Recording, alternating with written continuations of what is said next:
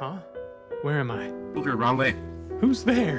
What is this place? Only one way to go at this point. Where am I Are going? you really going backwards still? You got the wrong guy. I'm supposed to be in Harvest. Oh my No, God, medics, I'm not we're supposed to mid. be here. I'm Everybody supposed to be went the making wrong a silly I'm not lighthearted responding, video. Nobody else is here. What? This map sucks? Breadspace. No, you stay away from me. Don't come any closer. I don't want to go to Breadspace. The voices!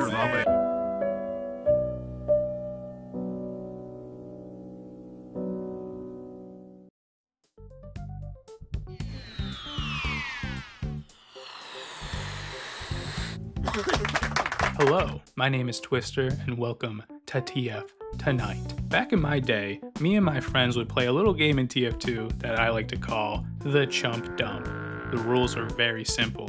Essentially, if you play a round of TF2 with some especially stinky gamers, it was time to play Chump Dump. Once the round had ended, the game began. If the vote screen was functional, we would all vote for the worst map possible and then immediately leave. Thus, the chump had been dumped and our work was complete.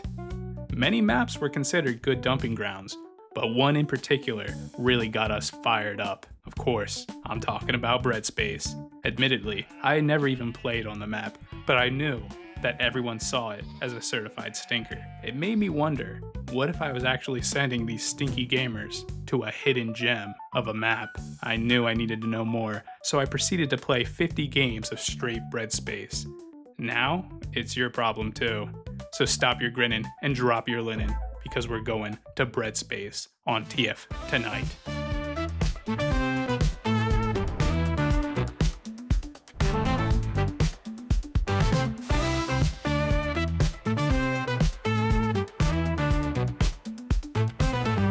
It's Key Cab, the only cab that pays you. Answer my questions right and you'll get yourself some keys. Answer 3 of them wrong and well. It's Key Cab. Okay, Bert, first question goes to you. What is my favorite movie? Oh, geez. Is it the Barbie movie, Frank? What did you just say to me, boy? Say that shit again, I dare you. Anyways, alright, Beth, you're up. What day of the week is it? It's Tuesday? Well played, Beth. That's a key for you both. Bert, lock in, son. On my 16th birthday, what did my pep whisper in my ear as I blew out my birthday candles? The clock is ticking, Bert. Did he say I love you? What the hell did you just say to me? Do you know who you're talking to? I follow the Assassin's Creed, motherfucker. I'll send you to the Shadow Realm. I'm sorry, Beth. I'm gonna have to skip you. Bert, you fuck up again. I'm gonna stop this cab and eat your face. Final question. Who is my celebrity crush? I didn't mean any disrespect. I was just... Answer the question, Bert. Who is my celebrity crush? Is it Taylor Swift? Beth, leave us. Key Cab, Thursday nights, Pad 8.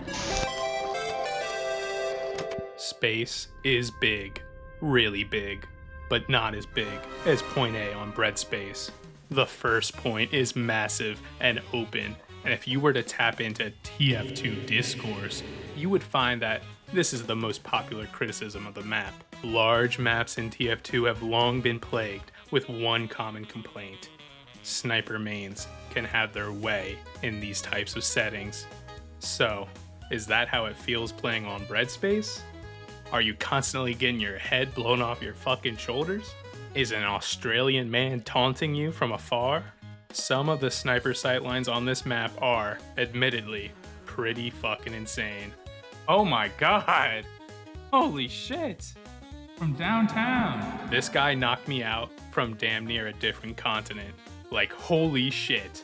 A different zip code he just shot me from. Here's the thing though. I think that this first point is pretty comparable to a first point of an absolutely beloved map. I might get some heat for this one, but I don't give a shit, I'll say it. This point is pretty damn similar to the first point of Badwater. There, I said it. You cannot tell me that the sniper sightlines are not around the same size as Badwater. You simply can't. Sniper has one super solid sightline, and it is the same line that the cart travels, which sounds pretty problematic. But here's what I find so interesting. I believe that there is enough cover where a team can defend the cart while being out of this sight line. Okay, just don't walk into the sniper sight line, and I think you'll be good. That's a crazy theory, I know.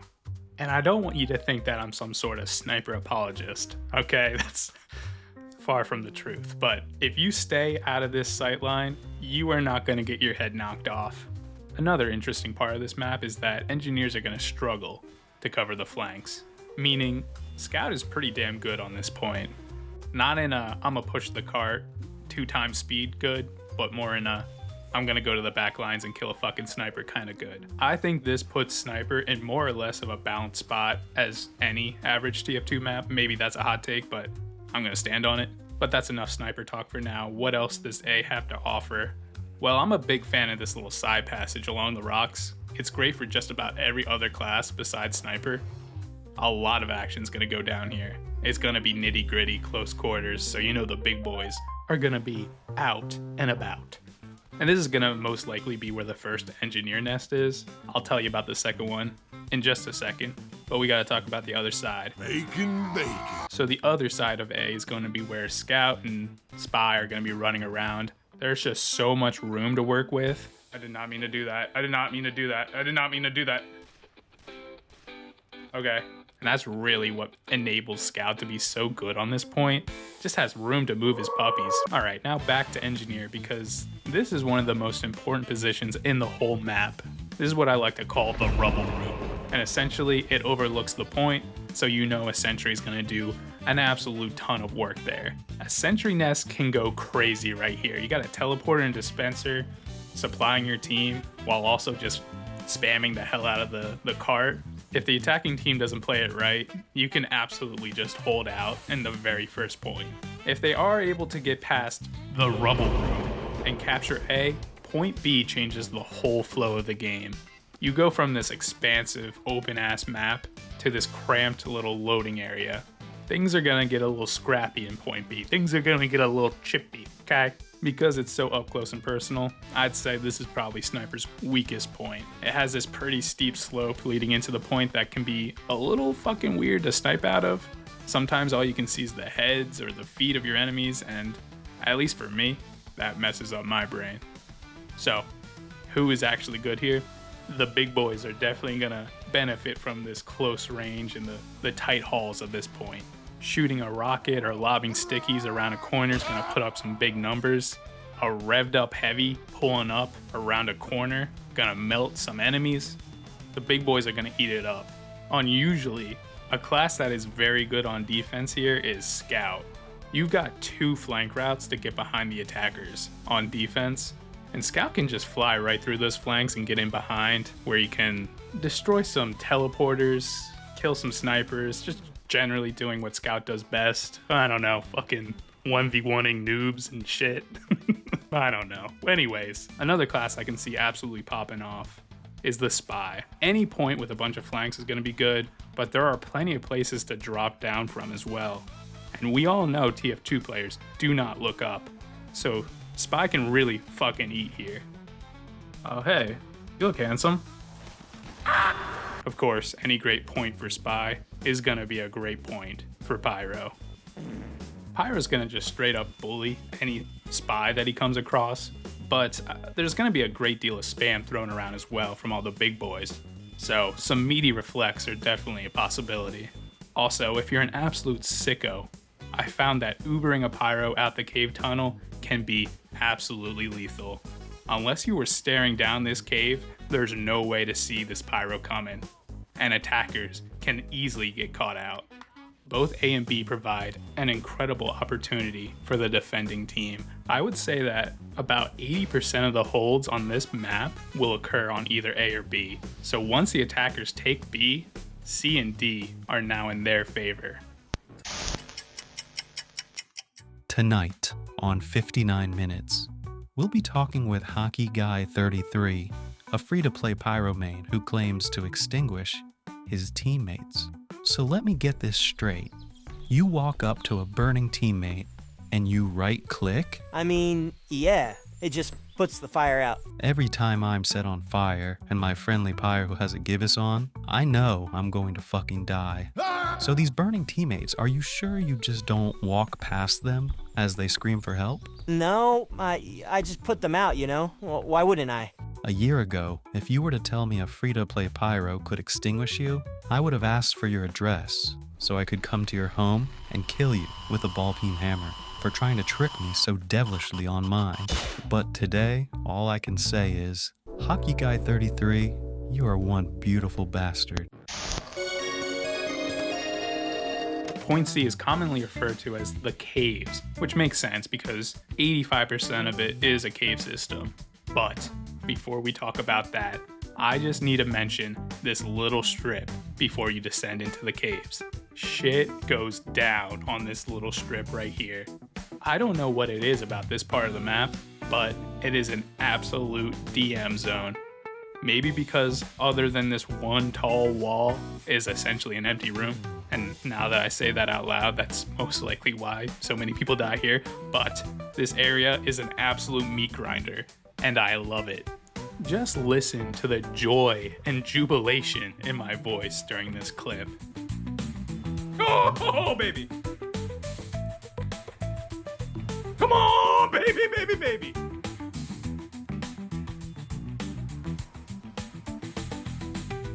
Come on, baby!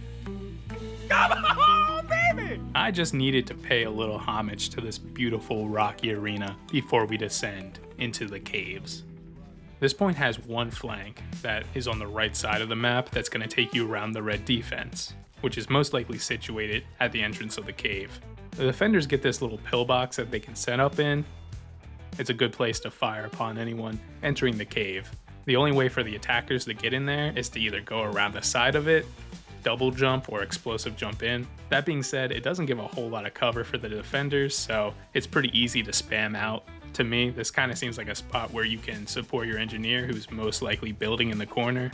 If someone's trying to creep around the entrance of the cave and lob a few stickies, shoot a few rockets at the nest, that's a good place where you can kind of snipe them out. I like this point a lot. I think it's a lot of fun to attack, and it's a lot of fun to hold as well. And like points A and B, each class can shine. Sniper has some spots here where he can be very effective without him feeling too oppressive. There's plenty of flanks for Scout and Pyro to do their thing. Heavy can be a problem if he's up in the box firing onto the cart. And Spy has plenty of room to get behind and take out a few distracted players. Point C is not too open, it's not too close, it feels just right to me. Once C is captured, the blast doors open up to reveal our last stop. One open stretch of track leads you to the final point, and this big motherfucking piece of bread is waiting for you. In my 50 rounds of playing this map, I still do not know where the best place to build a sentry gun is. You know, I've seen some engineers place it behind the rocks. I've seen some of them who put it out in front of their spawn. What the fuck is wrong with you? I think the best spot for a sentry gun is on the high ground, near the computer room. It can be difficult to spam out, and it covers the 3 main entrances. I'm sure if an experienced engineer player started to crank out runs on this map, they would be able to figure out the optimal sentry spot. But I kind of like not having a defined sentry location. Keeps things fresh, you know? Like if you're playing upward and you get to the last point, you know exactly where that motherfucker's gonna be. But here on Breadspace, that little bastard could be anywhere. Also, I briefly mentioned the computer room. Just to give some context, that's one of the 2 flanks in the last point. The other one is called vents, and both flanks go from the caves to the defender spawn. The flanks are incredibly important to this last point. Essentially, if you're going through the middle of the map, you might as well be bare ass fucking naked. There is little to no cover, and just about everyone on this point can see you, and they're gonna shoot your ass. With that in mind, it is important to control these flanks so you can keep your ass safe and your shit unrocked. Computer room is my favorite of the 2. It has more space, so it's easier to avoid, you know, the spam that comes with tight corridors. Chicken jockey! But don't let that fool you.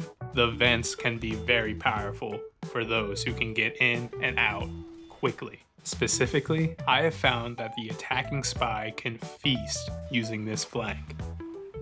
There is plenty of health and ammo packs lying around, and since the vents lead right to the defender's spawn, you can hit them when they least expect it. So what do I always say? If it's a good point for spy, it's a great one for pyro. He can come up big on this point. He's truly one of the best at securing the flanks, and those who have control of these flanks will most likely win. Once you have pushed through the flanks and a significant amount of the enemies are dead, it is time to hop on the cart and see what you've been fighting for.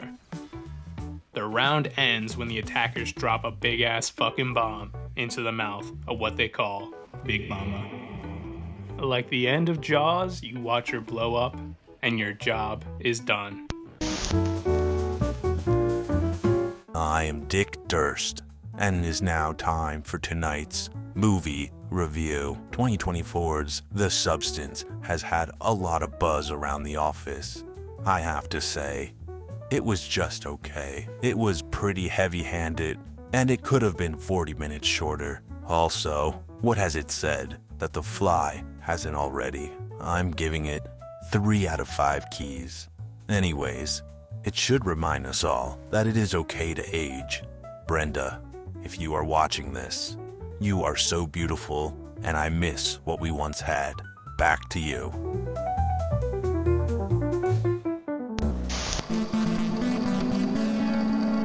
So that's a little bit of bread biology for you, which is all well and good. But how does it feel to play on this map? Well, after exclusively playing on Breadspace for about a month, here are the things that I noticed. I'm sure you picked up on this over the course of this video, which, if you are still watching at this point, you are insane. But each class feels like they can do very well on this map. Now, it may differ from point to point, but all 9 mercenaries have their spots where they can do absolute work. During my time playing this game, going through the different maps, that's not always the case, so it's quite refreshing when everybody has a seat at the table. I know that the general opinion is that Sniper just dominates this map, but honestly, I never felt like a Sniper was consistently eating my ass up. Is it possible that for a month straight, I did not come up against a single sweaty Sniper main? I mean, I guess that's possible, right? But I just have a hard time believing that. There's one thing I do believe in though. No one ever knows where the fuck they're going on this map. There is something beckoning to the defenders to go the wrong way. Something evil. Everybody's the wrong way right now. They're all going the fucking wrong way.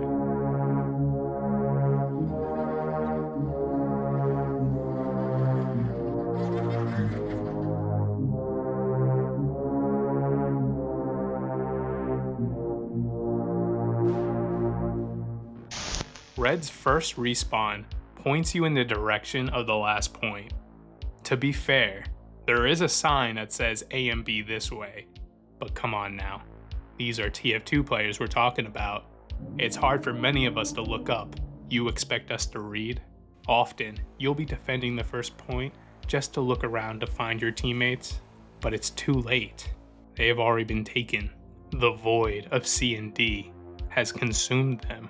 I saw someone suggest online that this door to C should be closed until Red's second spawn is activated. And honestly, I think this would be a huge help to save the free-to-plays, and those generally unfamiliar with being sucked into the void. But listen, I would get lost too looking at this map, because the aesthetic is phenomenal. The detail and lore that the creators put into this map is top-notch. Admittedly, I just fucking love horror movies. Alien being one that is near and dear to my heart, so this map just really hits the spot for me. But they didn't stop at just detail, no. The creators also made some lore for this map, and they filled the players in by leaving clues around the map. Basically, it seems like the defending team has been infected by bread spores, causing them to become mind-controlled by Big Mama to defend her. SamWiz1 made a whole breakdown of it. with a dizzying amount of research. So I recommend watching that if you're interested. Now, does lore and aesthetic change how the game plays? No, it doesn't. Do I think it's cool? Do I think it's fun and creative? I absolutely do. That being said, there is something that completely changes how the game is played. To me, it is the largest stain on what I consider a great map. Of course, it's these fucking globs of flubber laying around the map. These are essentially reskins of the Halloween pumpkins, which I also loathe. They do between 75 to 150 damage, which it's just a ridiculous, girthy amount of damage. I'm just gonna cut to the point. I think their presence just promotes players to not aim, which I don't know, like, it's fun to aim, right? Shouldn't we be aiming in an FPS? Alright, let me show you an example. So here I'm trying to go down this flank and this sniper hits me for 50. I see him then go down to the exit of the flank and decide to go the other way to get this sniper that I see. Then I realize, why am I not going to kill that sniper? As a scout, I don't see him, but I hear his sniper yell about the cart, so I know he is just standing there, waiting for me to walk past that bubble. Eventually he gets bored and he turns the corner, and I get to pop the flubber on him. Now, did this feel better than hitting him with 2 shots with the scatter gun? It did not. Did it feel good hitting him with the Uno reverse card? To be honest, it did. I won't lie, but I still see it as a net negative. Overall though, are these balls of flubber enough to make this map bad? I just don't think so.